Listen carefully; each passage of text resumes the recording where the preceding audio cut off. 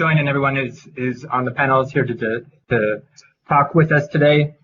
We're going to try to keep, despite any technical difficulties, we're going to try to stay on schedule as much as possible. We will get started here. So this is our agenda today.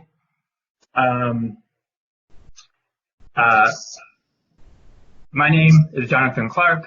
I am the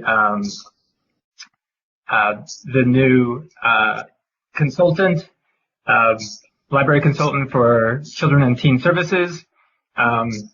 This is a crazy time to start in this position and to start in a new place, but I'm really excited to be here and to have such a great group of people together. So I'm going to talk about a few things briefly, and then we have Ian and Garrett from Aldridge Public Library who are going to share some of the great things they've been doing, followed by Bree Drapa from Westford Public Library, and Deb Ehler-Hansen from Haven Union High School and the Vermont School Library Association is going to talk to us a little bit from the school library perspective. And then we're going to try to address as many questions as we can that were submitted in advance. And then we will try to later answer more questions that are submitted. Just, housekeeping stuff. Yes. I found a bunch of people who are in another meeting, including Bree. So I was afraid of that. Okay, you keep talking, and I'll try and get them in here.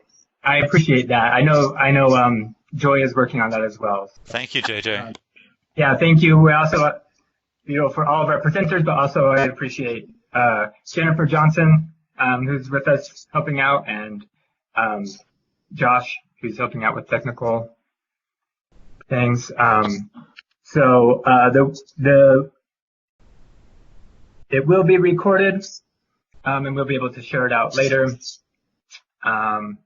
especially since we didn't have everybody here right now, and we will hopefully continue to gather people. So, Jonathan, can I jump in for just one sec? Yes. I just wanted to encourage folks, I think most everyone has muted themselves, but if anybody is listening on a phone, if you hit *6, that's the way to mute and unmute yourself on a phone. So if you're listening through a phone that way, you can do that. If we mute you on a phone, then there's not an easy way for you to unmute yourself. So *6 is the function on that. Thank you very much. Thank you, Josh, for that. So we're going to discuss today, again, my name is Jonathan Clark. I have recently moved to Vermont. I'm really excited to be here. A very strange time to leave New York City, but also a good time. But I am very excited to be here and to be a part of this transitional period to figure out how libraries can best serve their communities. So that's what we're going to be discussing today, is ways to serve children, teens, and families in times of uncertainty. And of course, we know that is important because that is what we do as libraries, as librarians, and as public servants. We are going to be talking about tech and digital platforms, which, as we know, can be tricky, as we're experiencing today, but is all part of it. Leveraging existing relationships with partners, community partners, and we're going to talk a little bit about copyright and fair use. There's a lot of questions around that. Share some resources and talk about accessibility. And we hope to be this to be a place to share ideas, lift each other up during these difficult times. And again, we're going to continue to have conversations like this. What we will not do is we're not going to tell you exactly what you should do, what you can do, what you can't do. We're just here to provide some ideas and a little bit and some guidelines. So these are some really simple ideas. Keep in mind things that I've been thinking about over the last couple of weeks as we talk about virtual programming. That means a lot of things to a lot of people. But the main thing that we need to do is we need to remind people that you're there and that we are all going through this together. Whatever simple ways to just reach out, tell people that you're there. Be a friendly face, a calm voice. That's what we are looking for. And we are here to provide, to lead people to information, that existing information, to the source, as informational professionals to guide them to the resources that they need. And part of what we can do also is to reach out to partners, see how you can support them and work together. Mind your archives. Part of this is like share ideas that you've done before, remind people of the services that the library has done. You can post some old program ideas, some old pictures or things that you've done in the past. Remind people all the great things that you've been doing. Interactive activities, crafts, things like that. Really simple things that you can sort of do as if you're interacting with patrons, interacting with people even though they're not in front of you. Along the lines, digital workshops. We have all these amazing resources. You can do some workshops to walk through how to use them. And don't reinvent the wheel. There's a ton of resources. There's actually a flood. We're all experiencing a flood of resources out there right now, of videos and content and so much. So there's no reason to reinvent it. Use what works best, lead people to those resources, and you don't always have to be creating something new. Really simple things, bring it back to the books. Talk about books, reading recommendations, encourage people to just pick up a physical book, find whatever they have around and read, have a discussion, and stick to your strengths in all of this. Do the things that come naturally to you. That may not be posting videos, that may be something else. And this is a time to think about communicate future programs. Think about that thing that you've been waiting to do, that you never have time to do. Now's the time to think about it and to plan for the future while we are figuring out what to do right now. But eventually, we want to bring people back into the libraries, and we want to think about how we're going to do that and to share those ideas, share them out. Think about that garden program you've been thinking about. Start to put it together, share with your community what's coming in the future. And that's a really important thing that we can do right now. And keep it simple. Might just be a quick message, a simple video to say, I'm here, I'm happy to see you, and I hope you're doing well. Here are some resources. So those are some really simple ideas. We're going to touch on some other similar things along the way. So next up, we have Ian and Garrett. So let's see if we can get them on and let them share.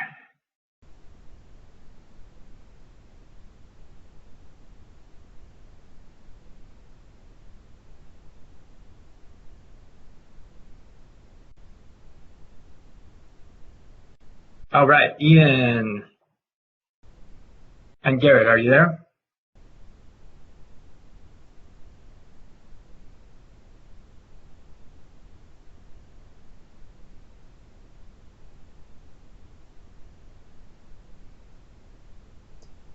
Looks like you're both unmuted, but we are not hearing you right now.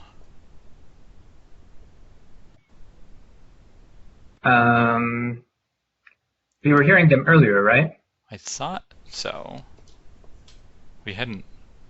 Okay. So Garrett's speaking, but he cannot be heard. Garrett's speaking, and we're getting some more people that were in the fake meeting. So sorry about that, everyone. As you join in, we're happy to have you here. Sorry that there was a fake meeting where some of you were at.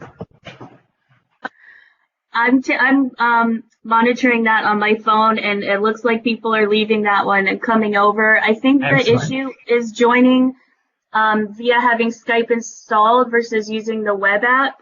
Yeah. I think that is the issue. So that seems to be the issue. So going forward, we may want to. I don't know. We'll figure it out. We may want to switch to Teams. But okay, yeah. I'm muting myself. Bye. we'll figure out. Garrett and Ian, do we have you? Are your audio working?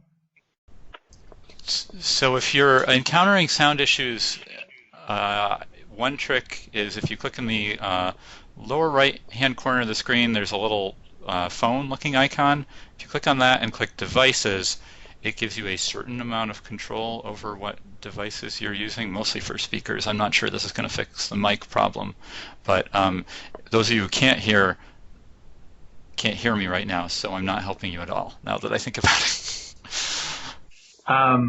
Well, we will hopefully be able to figure that out. Maybe we can come back to them?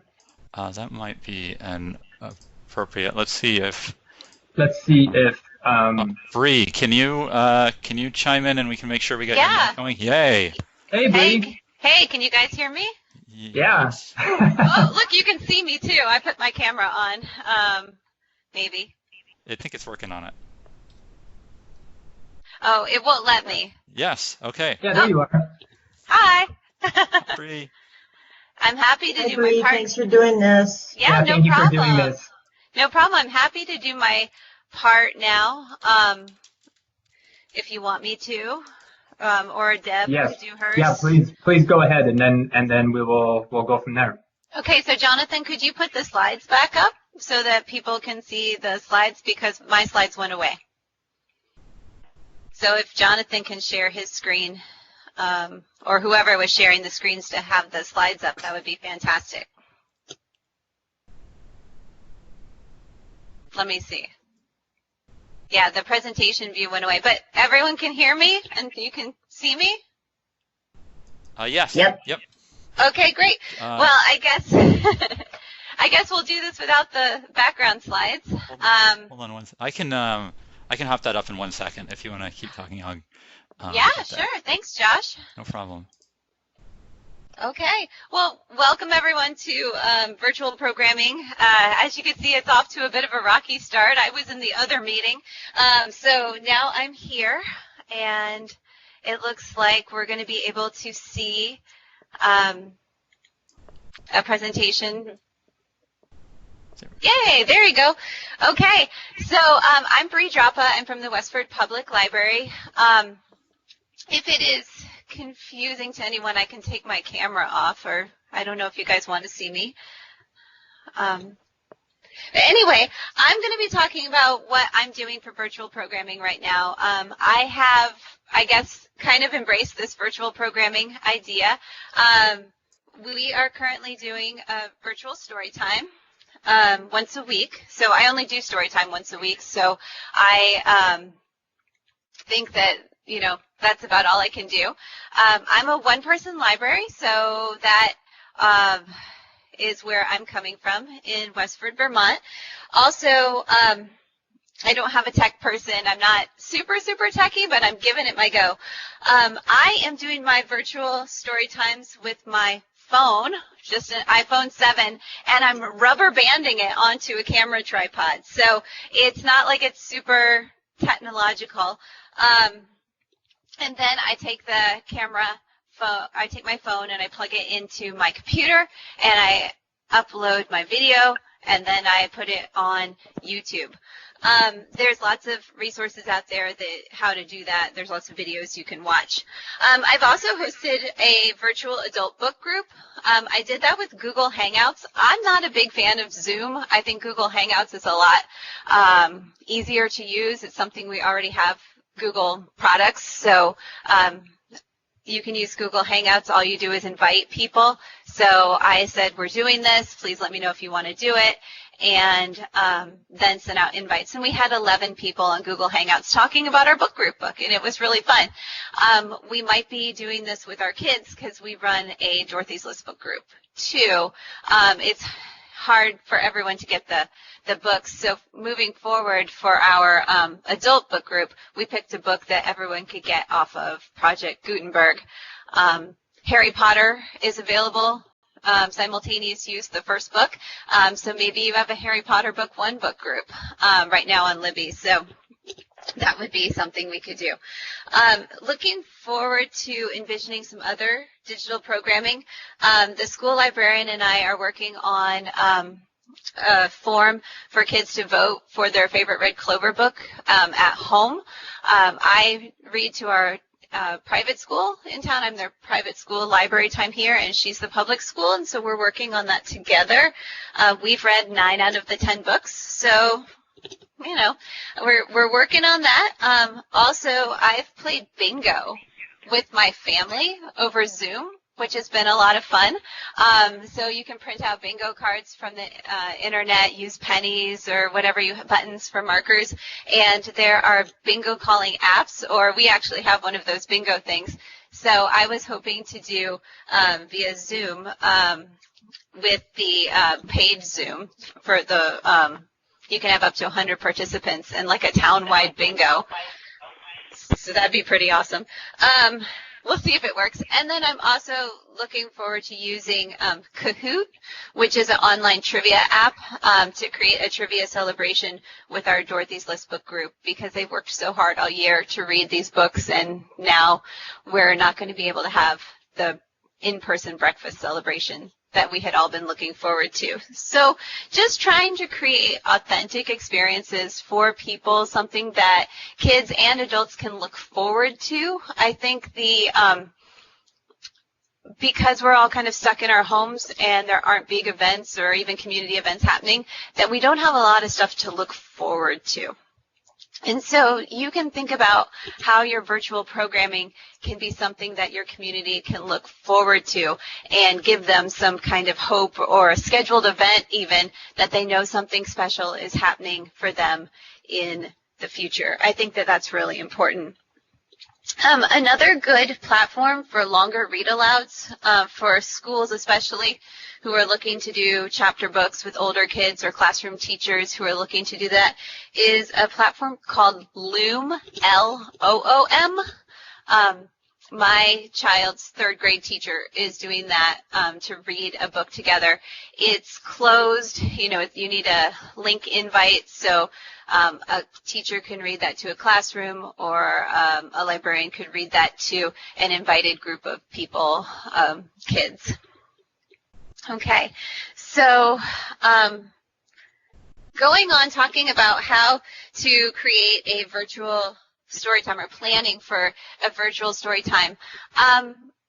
The very, very most important thing is that you're providing an authentic, joy-filled experience for your audience.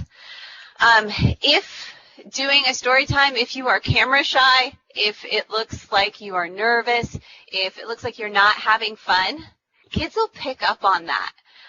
So if reading stories online isn't your thing, then come up with something else. Maybe you're a sewer and you want to show kids a simple sewing project. Maybe you are a crafty person and you want to do a certain craft. Or you like origami and you could show kids how to fold something. They want that connection with you, and if it's not authentic because you're not doing something you enjoy, then it's going to come through. Kids just see these kind of things. They see when you're not enjoying yourself. They see when you are not having fun. And that's what you need to provide for the kids. And that can be hard. Not all of us are, extroverts. Not all of us are comfortable on the camera. But you've got to do you. Okay, so don't make your story time look like mine, or don't make your online experience look like Ian's. We all can't play the bagpipes. You have to do you, because that's what your kids are looking for. They're looking for you. So you just have to come up with something that makes you the most authentic and comfortable you can be. So that's just my number one piece of advice, is to do something that you enjoy. Read those books you like. It's just like in story time, kids can tell when you don't like the book. So read your favorites. Take a time to read those comforting favorites that you really enjoy. Also, getting your video onto the web is a steep learning curve for some people, and it will be frustrating. And just know, and please tell your directors, tell your boards, that a 5-minute video doesn't just take 5 minutes. Okay, know that it's going to take a while to look at it, to plan it, to watch it. A 30-minute story time doesn't just take 30 minutes. It could take 2-3 hours of your day. Okay, so give yourself some credit. Give yourself, it's okay to be frustrated. Okay, so let's talk about the nitty-gritty of planning a story time. Okay, plan, but don't over-plan. That would be my great advice. I like to write down what I'm going to do for story time. Just simply write it down on a piece of paper, the books I'm going to read, the order they're going to be read in, crafts, maybe some asides. I think we're all do plan like you would your regular story time. And don't give yourself too many retakes. I mean, give yourself a retake if, like, you fall out of your chair or drop the book, but don't give yourself too many retakes because it's okay to make mistakes. Kids need to see that. Right now at home, I have 3 kids, and I'm making plenty of mistakes as a parent and a homeschooling teacher. So it's okay for the kids to see that. Okay. Am I still here? Yep, you're still there. Yeah, you're still here. Okay, good. There's a lot of stuff changing on the screen. So Sorry, I was just putting the slide back up. Okay. Can you put it on my slide? Yep, Thank you. No problem. Yeah, sorry about that. No problem. Okay, so don't reinvent the wheel, too. Do what you're used to doing. That's what I heard Jonathan say that, too. It's not the time to bring out the new song. It's not the time to bring out a new concept. You do your finger plays, your puppets, your songs that the kids always sing. We always sing Open Shut Them. That's what we're doing. We always, we brought back a favorite of our Zoom, Zoom, Zoom, the summer reading song that we did. Just do you. If you have a whistle, if you have a finger play, do it. Also plan according to your.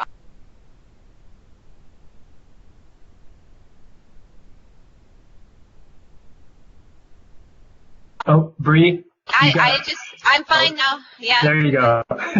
Sorry about that. That was muted me. Aw. I muted everyone because we're getting crosstalk, but I didn't realize it would touch you. Sorry about that.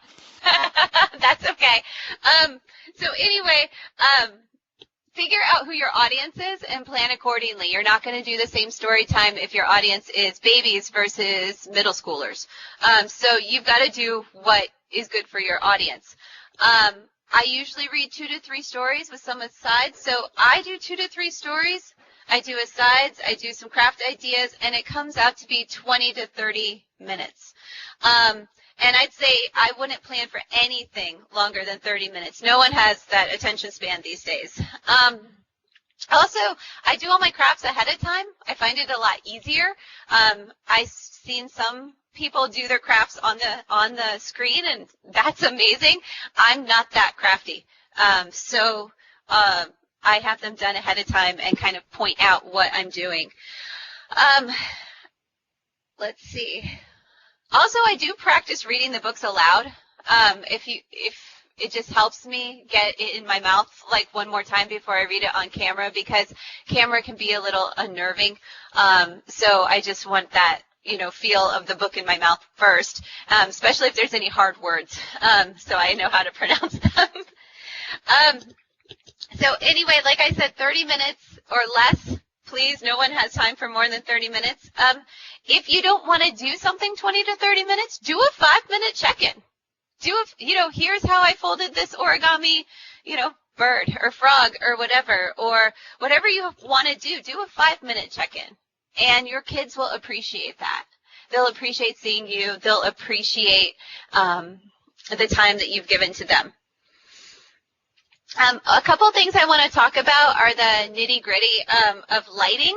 Lighting is key.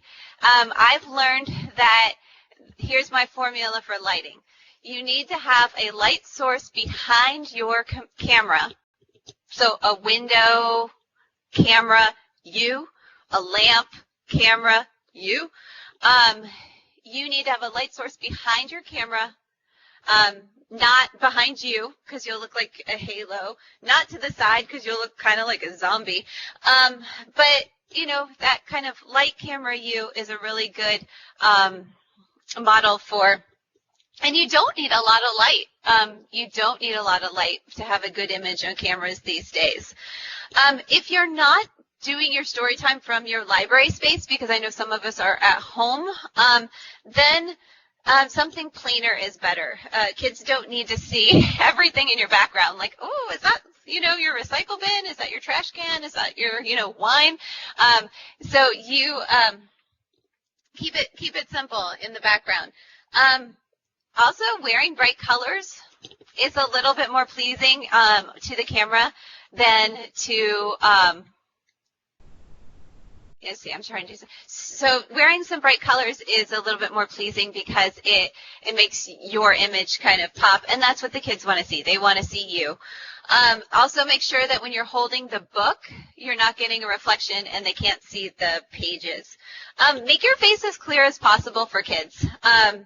If you have hair that you usually wear up or pulled back, do it that way, or, you know, try and get it off your face.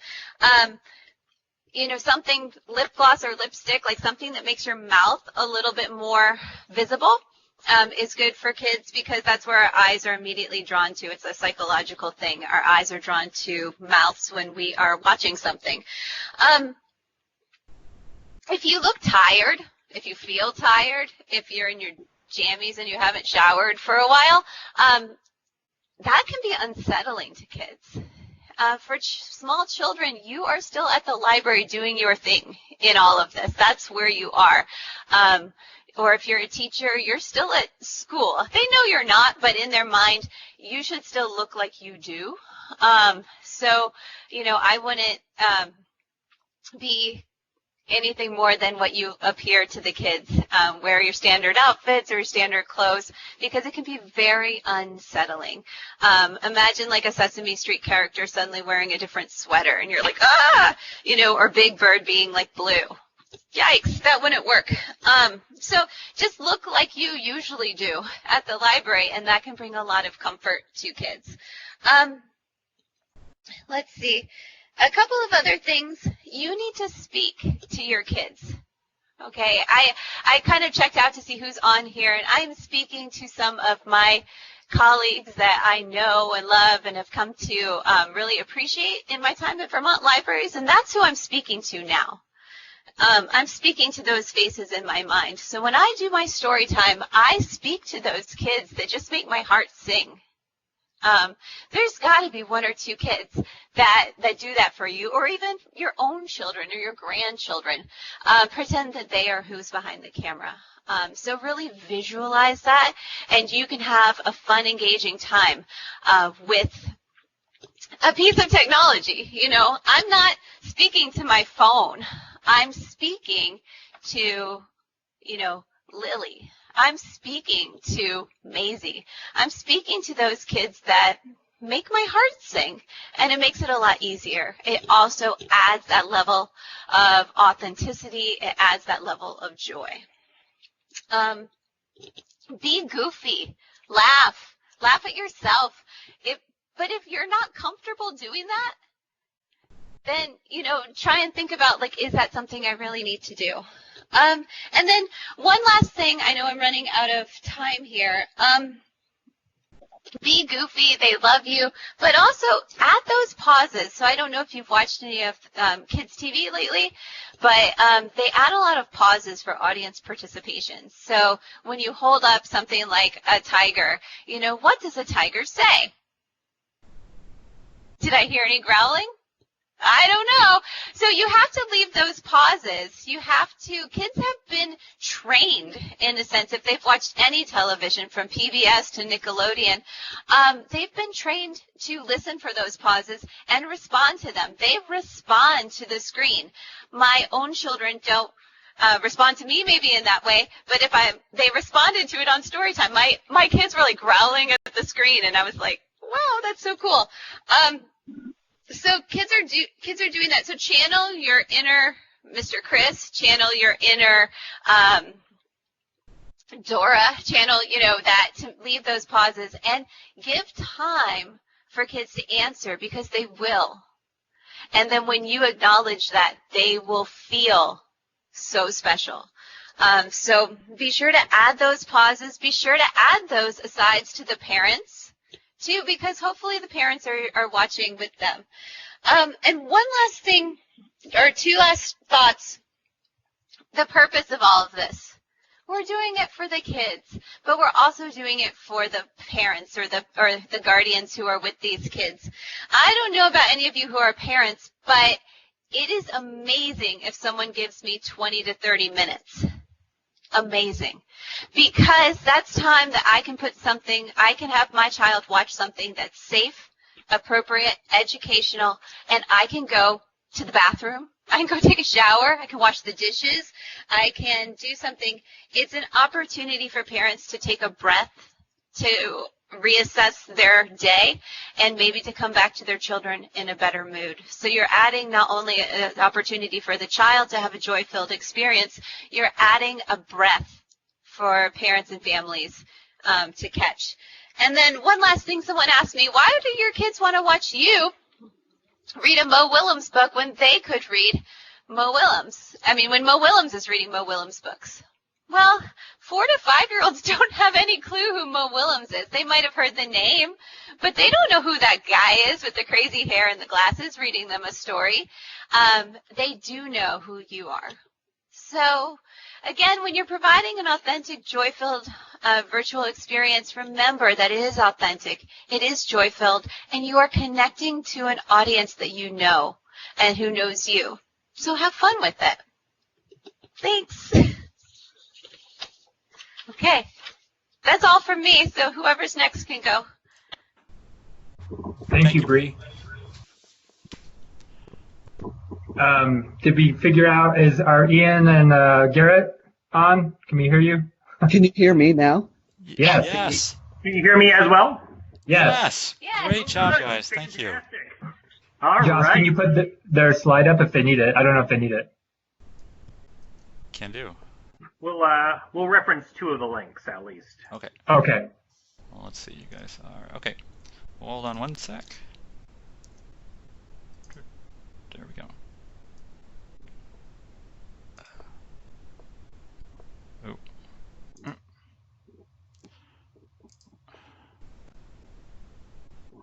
Sorry, it's giving me a little hiccup on. There we go.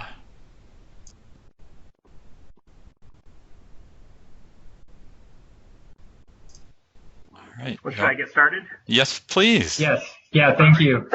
Well, our goal with our virtual Storytime was to continue early literacy programming while providing grounding, continuity, and some semblance of normalcy for kids and parents.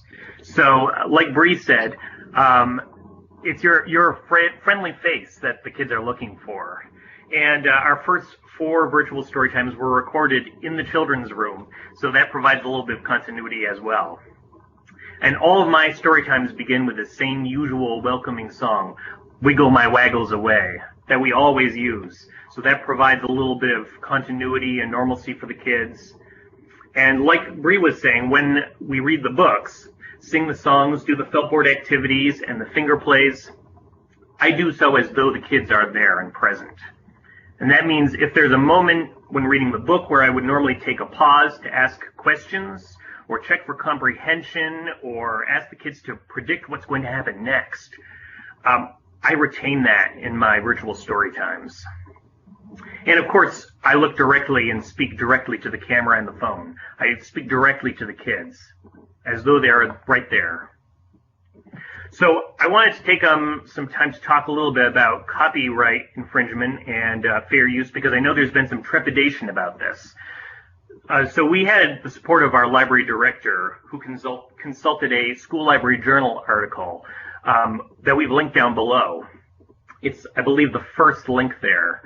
And in this article, they argue that virtual Storytimes fall under fair use because the purpose of that use is nonprofit, educational, and socially beneficial, and it has a minimal effect on the book market. especially in these extraordinary, hopefully once-in-a-lifetime situations where libraries, schools, and bookstores are closed, or at least many bookstores are closed. And I would argue that virtual story times are actually promotional. They're highlighting works rather than displacing sales. And we all know that virtual story times are no substitute for the actual work. A story time is a unique experience of a book. So it's different from books on tape. It's different from audiobooks. It's a unique experience of a book. Since our first virtual story time, a lot of publishers have released relaxed policies regarding their virtual story times. And that's the second School Library Journal article down below. It lists publisher guidelines for virtual story times. And this article is going to be updated by School Library Journal as more publishers release their guidelines. So it's a really great resource. Inconveniently, each publisher's guidelines are different, and some are, I think, more conducive to public libraries than others. Many publishers request that recordings be hosted on a closed platform or a school group, which works for school-age kids and may work in some communities, but we feel that it's restricting access to our primary audience, preschoolers, as well as our large homeschool community. But like I said, partnering with a school could work for some public libraries. Some publishers, like HarperCollins and Dial Books, which is a subsidiary of Penguin Books, allow you to post YouTube videos as long as the access is set to unlisted, which mimics a closed platform without being too restrictive. This means that only library patrons with the link can view the video, which won't appear in YouTube's public spaces or search results. But you can post that link on your library website, and you can link your library website to your Facebook page, or you can post the link on your library's Facebook page. So it still provides a little bit of restriction, but it's still keeping the access open. So it's sort of a nice compromise, a nice middle ground. And I think Garrett will talk a little bit more about this in just a minute. Most publishers ask that videos be removed by the end of the school year. A lot of them have used the date June 30th. And bear in mind that publishers are flooded right now with a request for virtual storytime permissions. So if you request permission to use a book in Storytime, responses from them can take some time. So that's good to keep in mind. Also keep in mind that some authors, like Sandra Boynton, one of our favorites, I'm sure, and her publishers have given permission for all virtual methods of sharing their works, as long as you don't alter the words or illustrations. So I would encourage you to check out your favorite authors' Facebook pages and Goodreads pages and see if they've given permission. Just remember to acknowledge authors and illustrators in your video. I wanted to leave you with a couple of possible alternatives for virtual storytime as well. There's also the possibility that you could talk to an author and feature them reading their own works. I know that's one of the questions that someone has later on in this presentation. The author will still need the publisher's permission, but it could be really exciting and really fun to have an author reading their own work on your video. Another great option is storytelling using traditional stories in the public domain. So works like Ninja Red Riding Hood by Corey Rosen Schwartz are copyrighted, but nobody holds a copyright for the story of Little Red Riding Hood. That's in public domain. So you could tell the story of Little Red Riding Hood and make it your own. So make it fun. Incorporate props, incorporate costumes, incorporate puppets. Make it however you like. Just make the story your own. And finally, you can partner with entities like CVTV. And Garrett's going to talk a little bit about that. So I'll turn this over to Garrett now. Go ahead and take that away, Garrett. All right. Can everyone still hear me before I continue? Yep, sounds good. Okay, great. So, so I'll start with the partnerships first, as Ian just mentioned, CVTV, which is Central Vermont Television, our local access station here in Berry City and surrounding communities.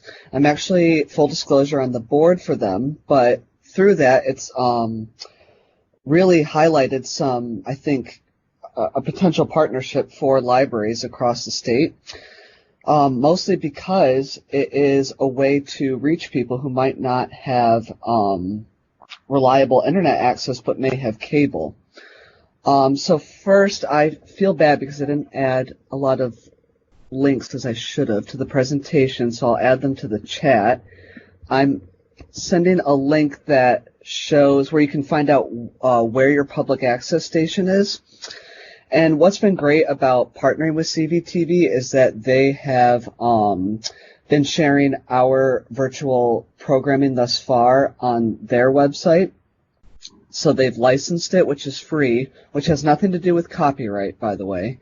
But it's allowed for that to be shared across several public access stations. So it actually provides a big reach. Let's see, another thing that's interesting that our local, that CVTV is working on is that Tony Campos, the executive director, is partnering with the schools to burn some of the lectures or lesson plans from teachers onto discs in order to distribute them to families without internet or cable. So that's why I really want to stress reaching out and making, if it's possible, to reach out to your local access station to see how they can help in terms of equity and access. Something else I want to mention while I was talking to Tony Campos is some additional technical aspects, and I have to give Bree a lot of credit. She gave a lot of great tips that people should definitely follow because it'll really make a difference in your video. And a few things I wanted to add that Tony shared with me is he recommended shooting your videos with what's called a medium shot, which is basically filming from the waist up or your mid-chest up. I'm going to send another link in the chat that shows an image of different types of shots. The reason he recommends this is so that whatever device you're using, that the microphone can pick up your sound. Also, it translates really well if it does get shared on TV as well. And for those feeling a little apprehensive about filming virtual story times, especially if you have a smartphone, Tony pointed out to me that he says how powerful smartphones are now, that the equivalent to buying that sort of equipment in the 80s and 90s, in terms of microphones, the video quality, he says it's the equivalent of $1,300 of technology setup. So even if you don't feel as confident in your skills, know that you have a powerful piece of equipment in your pocket if you do have access to a smartphone to film your virtual programming. We uploaded our virtual story times to YouTube. And there are several options for how you can broadcast videos on YouTube. You can do a live video, which might be a little less steps if you're not feeling confident in navigating the uploading process. You can upload it as is, and as soon as it's finished uploading, it'll be public. You can also schedule an upload if you would like to do it ahead of time to make sure that everything worked correctly, but that way, it's people aren't clicking on it and saying this isn't working, so it gives you an opportunity to make sure everything's okay before sharing your virtual program. And as Ian mentioned, you can set your video as unlisted, which means that only people who have your video link can view it. If you do decide to use YouTube, make sure you verify your YouTube account. YouTube requires that if you have videos longer than 15 minutes, you need to verify it. It's a pretty simple process, and that's another link I will add to the chat on the side. support page from Google on how to verify your YouTube account.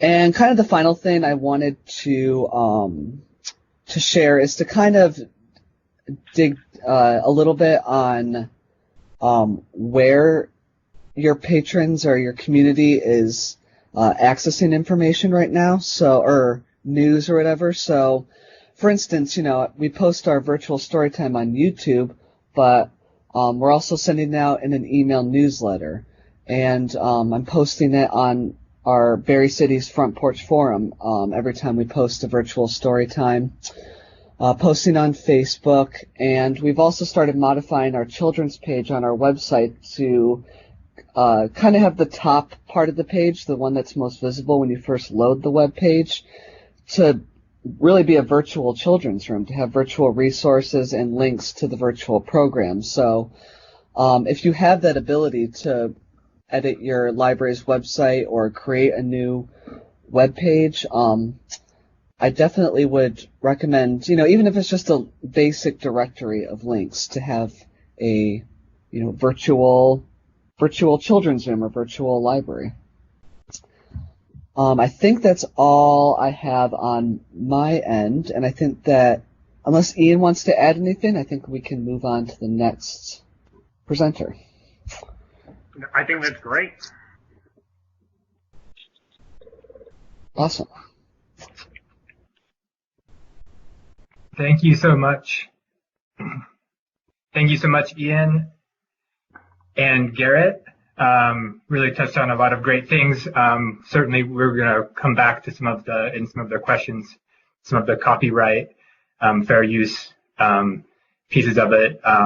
But really insightful. Thank you for sharing all of that, and also welcome to everybody who has joined us recently.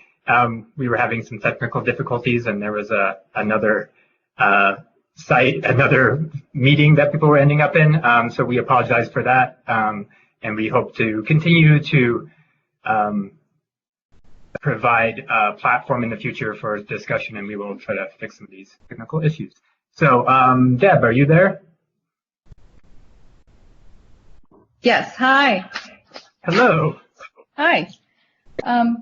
Thank you, Jonathan. Thank you so much for this opportunity to share what school librarians across the state have been doing for remote and virtual programming.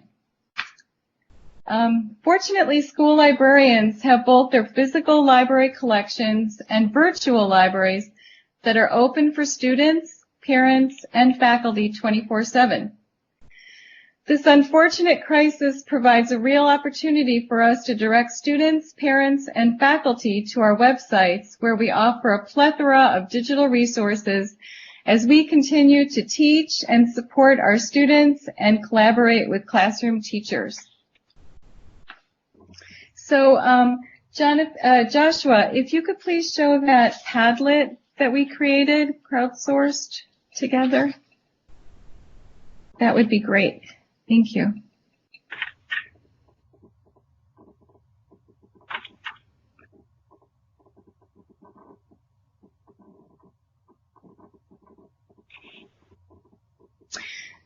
And so this, thank you.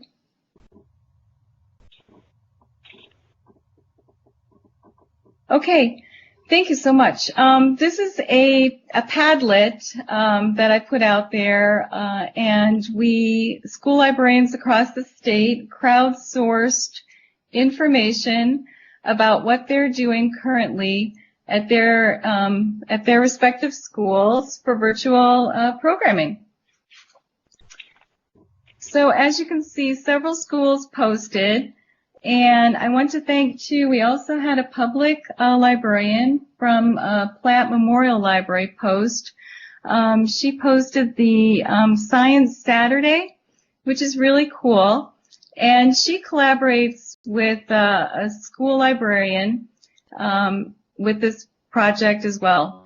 So I think that's a really important point that not only are we doing what we're doing with our school libraries, we're also collaborating with public librarians as well. which is a great thing to do. We should always be doing that and sharing resources and collaborating with each other. So thank you so much for posting that. So as you can see, there are a number of items on there. I wanted to also point out on the top left-hand corner, you can see the Vermont School Library Association Learning at Home Resources for Teachers. We'd like to thank Linda McSweeney. She is a retired school librarian, and she put this out there, and we all crowdsourced across the state, putting up all kinds of different digital resources, especially for teachers. So it's quite a large resource there, and we want to thank her for doing that. It's quite a bit of information, so it's available for anybody to use, so please use it. Okay, and then if we can look again, there are several schools again who posted, and they posted different things. For example, school libraries have they're doing read-alouds as the public libraries are doing. There are a number of virtual read-alouds available currently. And we're also doing virtual book clubs. We have, of course, our databases available for students 24/7. And so we have, of course, those online, which students can access. We have school librarians creating Kahoot games that accompany read-alouds. We have open educational resources on our websites. For example, we have MIT, for example, offers classes for high schoolers. So on mine, for example, I have various computer programming classes students can take.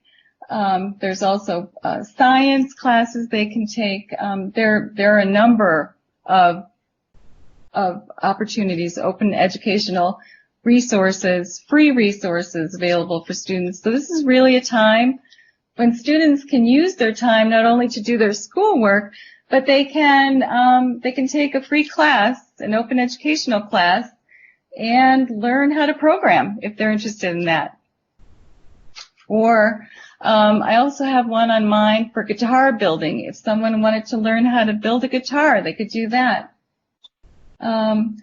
And as already mentioned previously, public domain resources, books that are in the public domain, those are also available. And we also use our Google Classrooms. For example, myself, in addition to my website, I created a Google Classroom where students, parents, and faculty can join in one classroom, and it's specifically for distance learning purposes.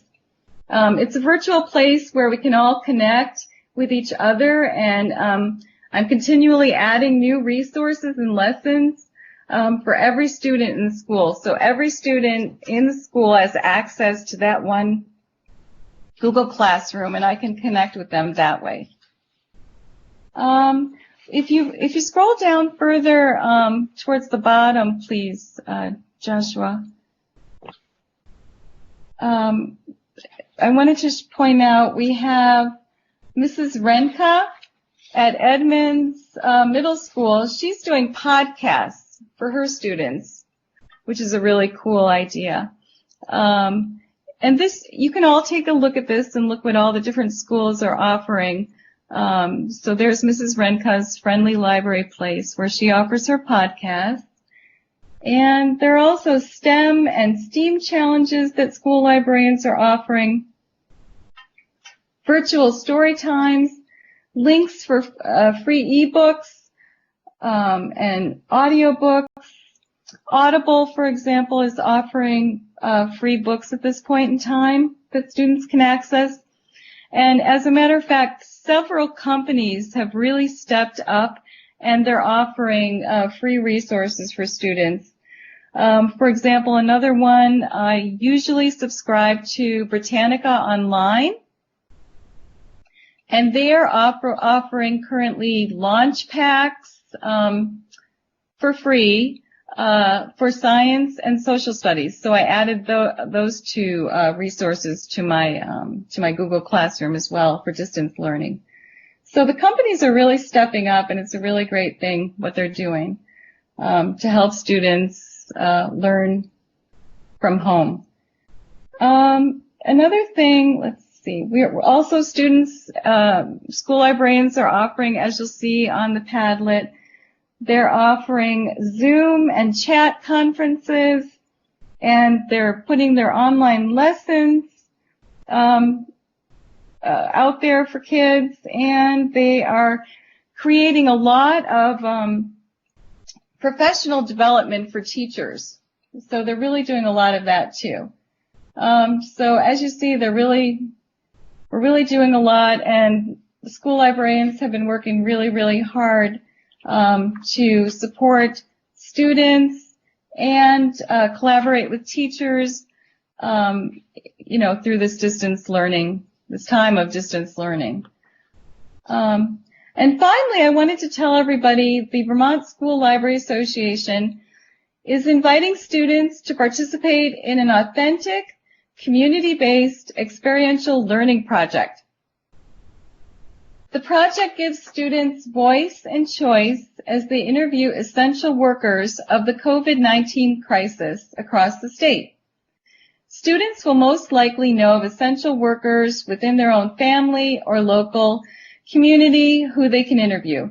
This project gives kids voice and choice and the opportunity to show what they have learned. The student interviews will then be crowdsourced to create a genuine Vermont historical artifact documenting the lives of essential workers in Vermont at this unprecedented time in our lives. So we invite others, if the public librarians would like to participate with this too, we'd really like it to be a student-centered project, and to document this unusual time, this unprecedented time that we're living right now. So thank you very much for letting me showcase what school librarians are doing in the state, and thank you all for what you're doing. Thank you so much. Thank you so much, Deb. You're welcome. Really appreciate that. And again, we appreciate all of you for joining us. We are, especially with our technical difficulties, we are going to go over a little bit, but we are going to now try to tackle some questions that was submitted to us in advance. Let's see, Josh, could you bring up? Yeah, that'll be. So we've combined a few of them, sort of like into themes. We're going to take a stab at some of your questions, and then feel free to, if you're a participant, feel free to submit ideas for answers as well. So the first thing that we've already talked about that there's a lot of questions around is copyright. And I am going to address it quickly, and then I will give a chance to any of the other panelists to address it. Ian and Garrett, Ian talked about it, really addressed it well, talking about all of the different resources for, there's tons of lists for which publishers are now offering access to their books. All sorts of it's a little bit tricky to keep up with, is part of the challenge. But there also, as Ian mentioned, there is also fair use, and which typically a Storytime would fall within fair use, because a Storytime is not just reading a book or any kind of a program where you're using a book. It doesn't have to be a Storytime. It could be a classroom discussion. It could be a discussion of, with a group of teens, with a graphic novel, anything where you are reading a piece of a book or a piece of a text, and then you are asking questions and you're interacting with it. That typically falls under fair use. And the main thing with fair use is, there's a resource that's on our list and we'll share it out. That has been mentioned a couple of times. Donna mentioned it in the comments. That was a webinar on fair use that I actually attended a couple of days ago, and it was really great, really dense. You could dig into it for hours and hours and hours and still come away with not entirely clear answers. But the main thing is, if you were thinking about your outcomes first, you're thinking about what you want to achieve with a story time or with a program, start with that. And if you wanted to, be able to focus on a text or storytelling skills or vocabulary, think about those pieces first, and then think about what text you might use. And you may not need to read a full book. Or you can also, again, there's so many great resources that you might intro a book or talk about it and then link to it, instead of having to even worry about posting a video of reading an entire book, because that's already out there a lot. So that's my bit on this for right now. Does anyone else want to tackle that?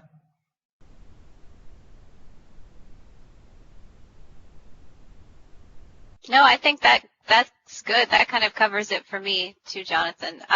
I think about, this is Bree, I think about who I'm doing this for. It's kind of a forest for the trees. We're doing this for kids to have access and availability and joy from stories, and that's my main outcome. And so with copyright, it's kind of a nitty-gritty gray area, and I'm doing this for the kids. I'm not doing it to make any money or to sell my services. So that's what I think about it.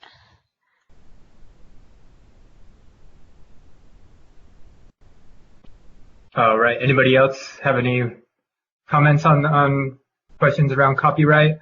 Again, I know there's a lot of questions about it, and we'll continue to have these sorts of discussions, and there's a lot of great resources out there, some of which Ian shared with us as well. Okay, so let's move on to the next set of questions, if we can, Josh. Okay, so questions around privacy. And this is obviously very important, and we of course need to be thoughtful of privacy in any kind of programming or interaction, but especially with virtual programming, to make sure that we are not using technology or platforms that is collecting any sort of data, especially data on children or teens. Again,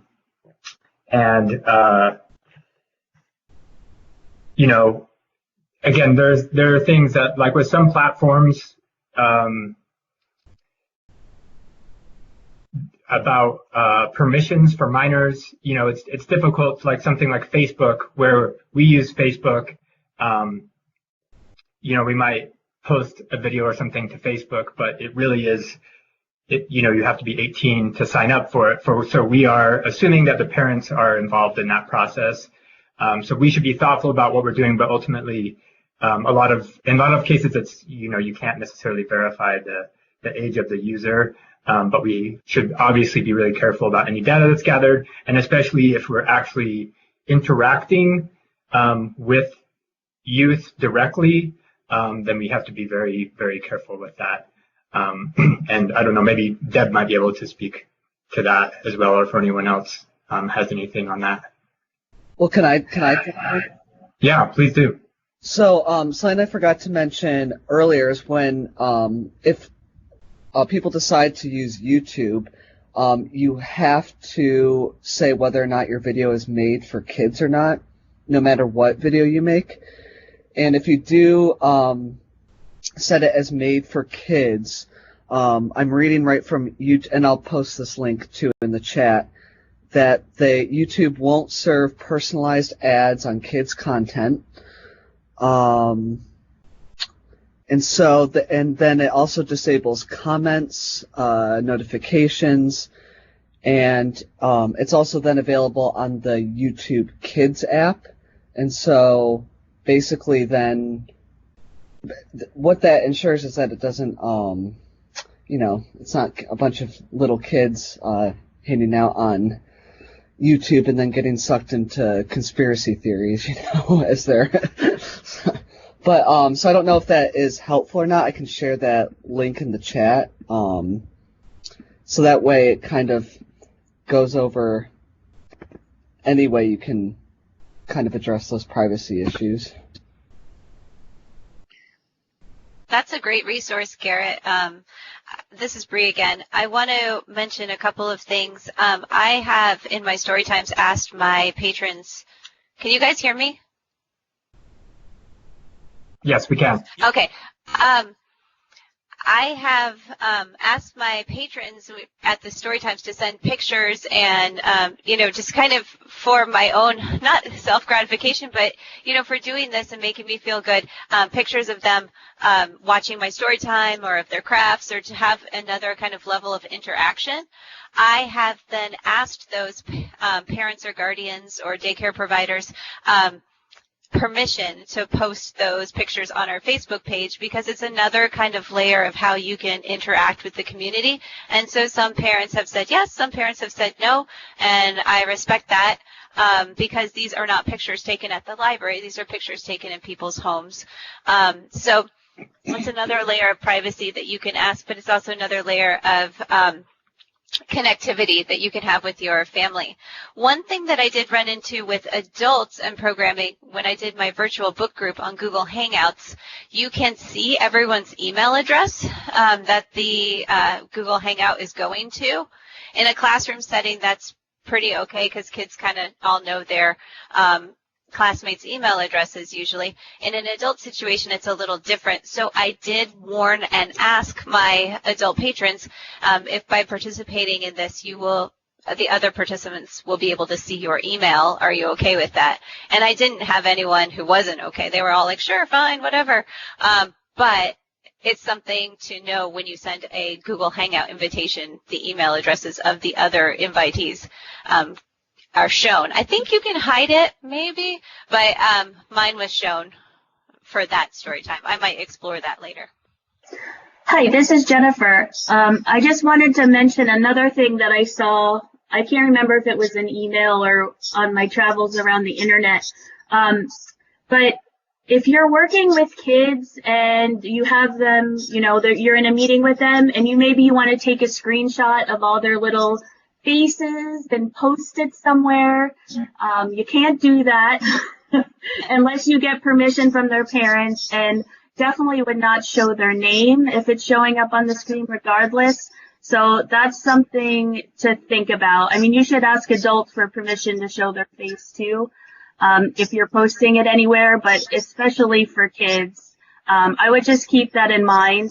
I think some teachers have run into those issues because they're just so excited about it, but it can cause a lot of issues for you if you aren't careful. So just wanted to bring that up too. Hi, this is Deb. I can talk a little bit to that also as a teacher. So I think schools have adopted various policies. Our school district specifically, we have to, when we video chat with a student, we should not do it one-on-one. A parent has to be with us or with that student in that room that they're in. And it also, it can't be a bedroom that they're in. It has to be, a family room, living room, etc. And there has to be a parent. We also have to have, of course, permission from the parent to video chat with them. Otherwise, we need to strictly use audio with students. So that is something that we really, we need to respect and abide by the FERPA laws. And that's the way we're doing it specifically in our school district. Thank you. Thank you so much, Deb, and everybody who jumped in on that one. Any other comments, input from panelists on that one? Okay. All right. So let's move to the next one if we can. Access to technology. So this is these are really important questions and really difficult questions to me, where it's, the first one, many people in my community do not have access to the internet or have low quality access. How do I provide programming? Or my library provides the only quality Wi-Fi in my community. How do I provide services without people flooding the parking lot?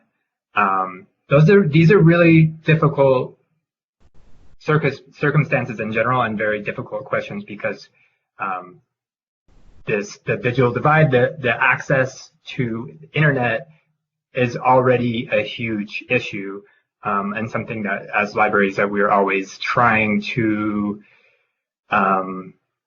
advocate for and to get as many people access as possible. And as we're having this kind of conversation,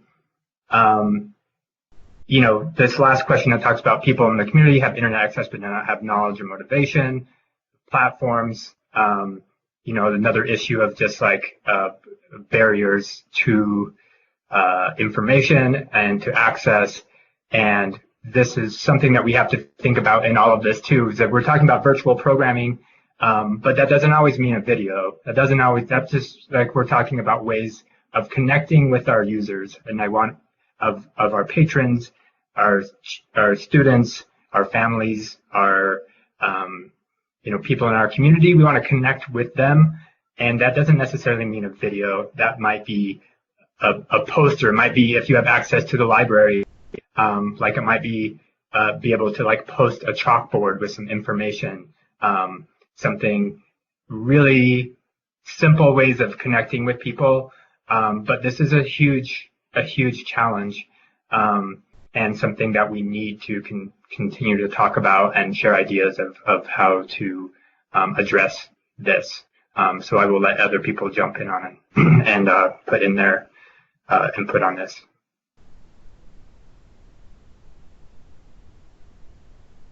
Well, this is Bree again. Can you guys hear me? Can you hear me? Yep. Yeah, we can hear you. Good. Okay, yeah. Good. I put this was a really simple thing. We have internet in our parking lot. We're a small rural community, so a lot of people are using the internet in our parking lot. I posted signs on a post, into the ground. I laminated the very simple social distancing signs from the Department of Libraries, and I have 3 of them posted out there to remind people that they need to keep their social distance or stay in their car if they're using the internet. So, it's a visual reminder for people. Also, I love Garrett's idea of sharing with your local access TV for people who have cable or television but don't have the internet. And also, our school has stepped up their internet signal, and the school parking lot has internet as well, which is a little bit bigger than our library parking lot. But I think also, too, the thing about motivation, or learning new platforms, people who are motivated, who want to do this, will do it. But I think we're going to have a hard time reaching some of those folks who aren't motivated to learn new platforms. And, that might be okay. We have to also say to ourselves, we can't reach everyone in this time. And I know we would love to as librarians, because that's our mission. But we also have to give ourselves some space and give ourselves a break that we might not be able to reach everyone in our community. But I do think posting your YouTube link on Front Porch Forum, on your website, on your Facebook page, on your Twitter account, posting it in as many places as you can will really help people find it. Thanks.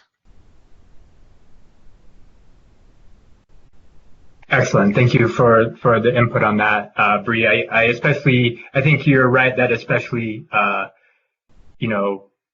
we are all figuring things out and trying to evaluate what's happening, and it's ever changing, and we have to acknowledge that we are in that position and that we may not have all the answers, but that we should think of simple things that we can do.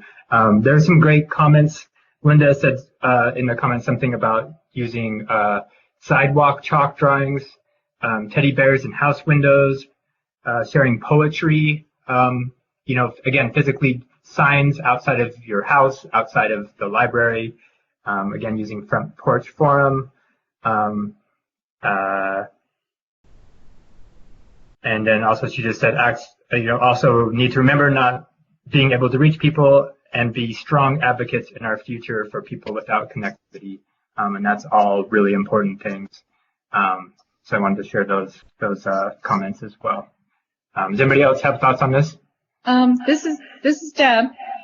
So as far as schools are concerned, if students live in a rural area where they do not have access to any internet at all, what we're doing is we are actually driving with our school buses. We're taking lessons out to those kids so that they have something, they have their schoolwork, as well as meals.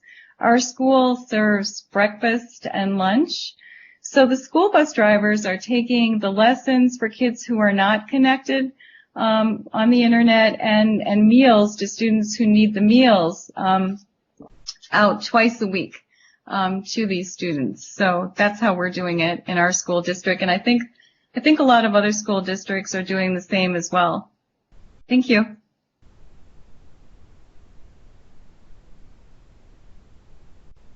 Thank you so much. There was another comment about using snail mail, which I really like, and something that I thought about as well, is that Aaron talked about using snail mail post office to send notes to seniors and word searches, and I really like the idea of that. And also if you have some kind of a newsletter, whether a physical newsletter or like a e-newsletter that you send to people, that's a great, if you already have that information, those connections, to really use that platform and send out, touch base however you can and send out information and connect with your people in that way.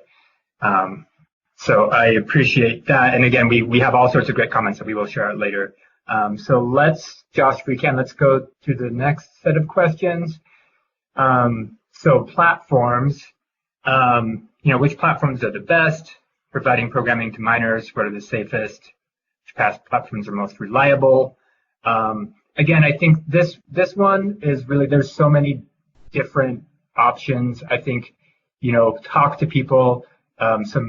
Obviously we've already heard from some amazing people, librarians who are on our panel who are sharing all the amazing things that they are doing and the platforms that they're using. So, talk to people, see if you find something that you like, find out about it, figure out how to use it, but stick with what works for you and keep it simple. If you're uncomfortable using something, if you're not sure about it, find some of these other basic ways to reach out to people. It doesn't have to be anything fancy or new or the coolest thing. So that is my thought on that. Does anyone else want to address that?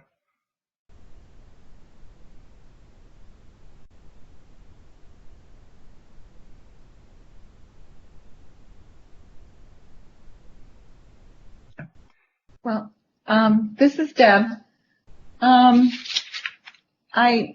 There's been, I wouldn't use Meet, I don't think, at this point in time because of the security issues they had, unless they fix them.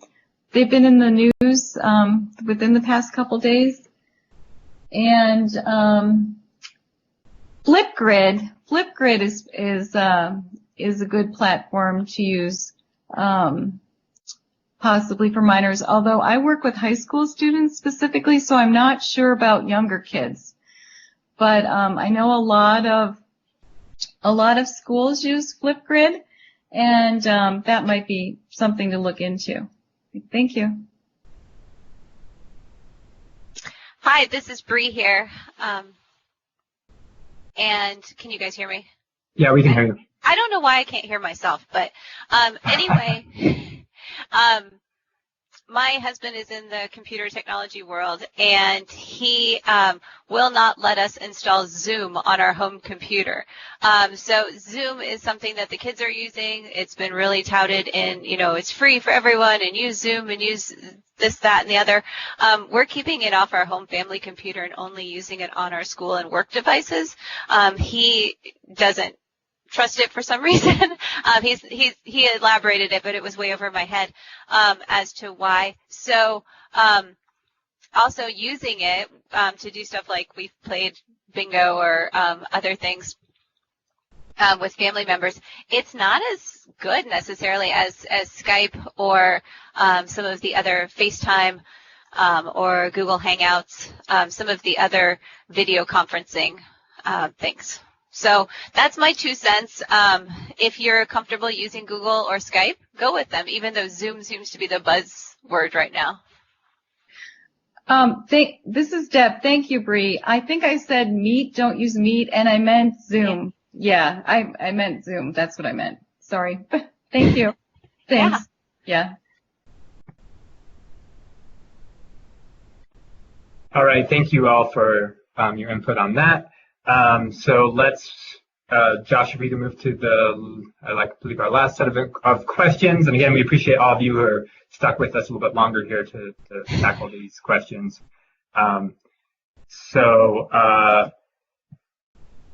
Engagement. We've talked a lot about this already. How do I get my patrons to engage with virtual programming while at the same time encouraging families to enjoy offline programming? And what is the best way to engage teens in virtual programming? So let's talk about that first question. Again, I think there's so much out there. There is a flood of content, a flood of information, especially with young people getting it from all sides. They're being asked to do things for school, and there's things at home all the time. So I think, it's come up a couple of times. That was mentioned in presentations. Let's just keep it simple and short, and even if you're just like checking in to show a friendly face, and then to share great resources that are out there, to link to some of the amazing things that are already there, is really great, and encourage to encourage those sort of offline behaviors of activities like especially reading, but also this is a great time to encourage, things like cooking and exercise and things that maybe can be tricky to actually do in a library setting, but you can encourage young people to do them at home. And for teens, it's always tricky to figure out ways to connect with teens. Again, they're even more so are flooded with really connected, and there's a lot of competition. So I think part of it is being aware of what is trending, and at least being aware of that. And if that is something that you're able to do and something that your library has a platform for, you can find out ways to participate. But it's also just being there and saying we're still here, reach out to us. And again, with all of these things, also thinking about the future, being engaging, saying we are still here, we're working on programming, this is what we're working on for the fall or when we reopen. These are some cool things that we are working on.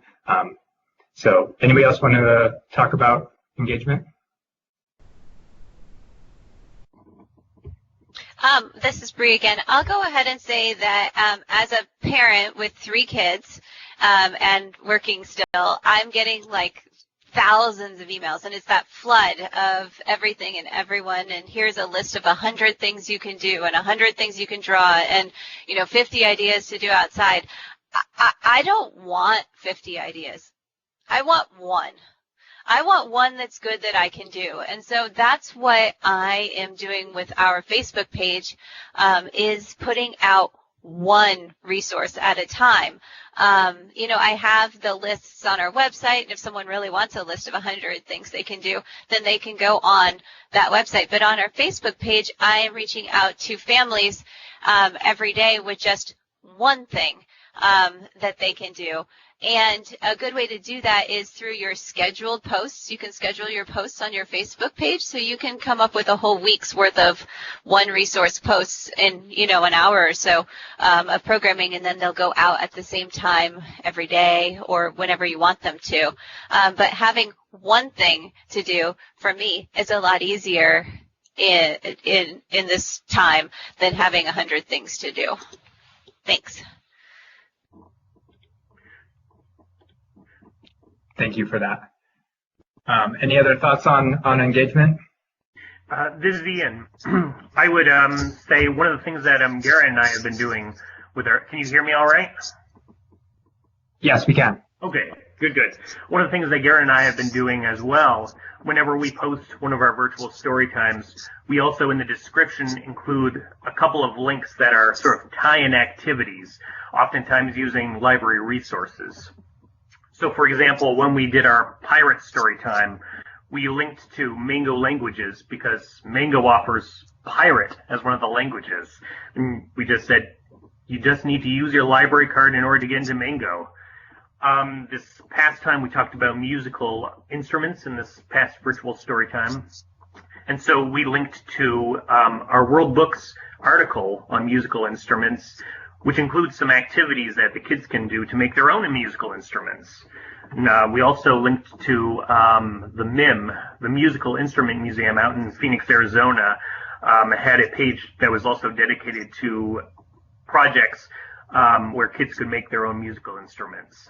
So sort of curating that and just, like Bree said, just putting out a couple of gems that are tied into what you're doing. I think that's really great, and it's a great way to highlight programs and resources at your library that may be underutilized, like Mango or like World Books Encyclopedia. Thanks.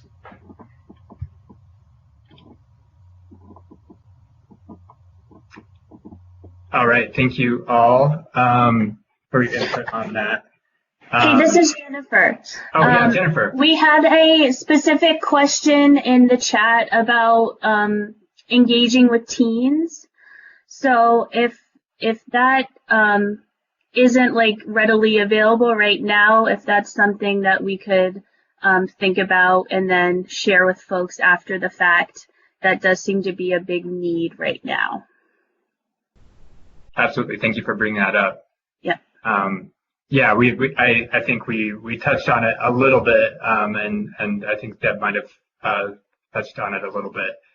But yeah, if there's any thoughts or resources on that, that would be great. Again, this is an ongoing conversation. We're going to continue to try to answer your questions as much as possible. And we are going to try to wrap it up for today. I want to thank you all for being here. Again, a little bit of a rocky start with as far as tech-wise, but I'm so happy to connect with all of you and to be able to hear all these amazing programs, resources that are going, and I hope that you feel uplifted and connected, and that's really why we wanted to do this. We would like to have more discussions and to try to keep it more to sort of a roundtable sort of discussion, keep them a little bit smaller so that we can all share ideas. Jennifer, maybe if you want to just talk a little bit about the survey and the other information we're going to send out to everybody. Sure. So after this is over and we get the recording all squared away, all the participants, well, everyone who registered, even if you couldn't make it today, will receive a link to a survey. And the survey, the first part looks just like our regular evaluations that you've seen. How did you like the webinar and all of that kind of stuff? We know there were a bunch of technical difficulties, so we're looking more at content things rather than the actual execution, because we know we need to work on that a little bit. But probably the most important part of that survey is that we are interested in hosting more frequent chats, less webinar style, more discussion sort of like a lunch and chat sort of thing, or it doesn't have to be during lunch at any time. So if you would be interested in meeting with other librarians who are serving youth, there will be a part on that survey to indicate what day and time would be best for you to do that. And if there are any comments, questions, concerns that occur to you after we log off, you can put them in that form as well, and we will try and get to them. I will put this link again in the chat, but we are creating a web page for virtual learning and programming. The agenda from today is on there with the links. This PowerPoint will be on there, and a bunch of the stuff that we have crowdsourced and will crowdsource will all be on there as well. So keep checking back on that page. And Joy wanted to point out that there's going to be a virtual meetup for librarians tomorrow. It's not specifically for youth services, but of course, if you are a librarian, you are welcome to attend. And the last thing for our public librarians about performer grants. So we've made changes to how performer grants are going to work this year, considering everything that has happened. So public librarians will find out if you applied, if you were approved, you will find out by April 10th. And then we are hosting a webinar on April 17th about what those changes are going to look like and looking at paperwork and all of that sort of stuff. And then there was one more question in the chat that I'm not sure was addressed earlier. I can't remember. Someone asked, are you all emailing publishers for permission? I think this is for Storytime and virtual things. I'm not sure if that was answered during the copyright portion. So, I mean, we didn't answer that particular question directly, but hopefully it was sort of answered in sort of the overall discussion of. Again, it depends on what the usage of the material is, whether it falls under fair use. As far as again, I think that could be a tricky thing if you actually are just emailing them. You may never hear anything. There are, again, lots of resources and lists of materials that are available, that have been made available, so you can look at those. So we have a fair use page on the Department of Libraries website that has a lot of things that we found.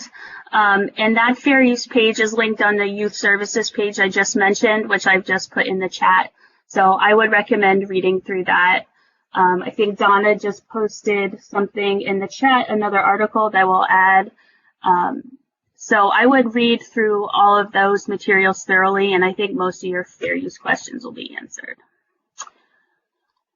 That's all for me. Okay. Well, thank you so much for everyone for participating. Any last words from any of our panelists? I just want to say thank you all and keep up the good work. These are difficult times, but everything that you're doing is really important, and we appreciate you being part of this discussion and working with your communities and sharing your resources and talking to each other, and we're going to continue to do that. So thank you so much.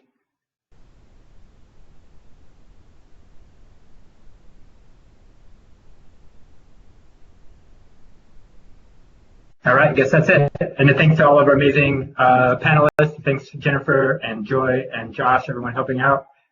We appreciate it, and please fill out the survey, and we will see you again soon. Bye. Bye, everyone. Thank you. Thank you.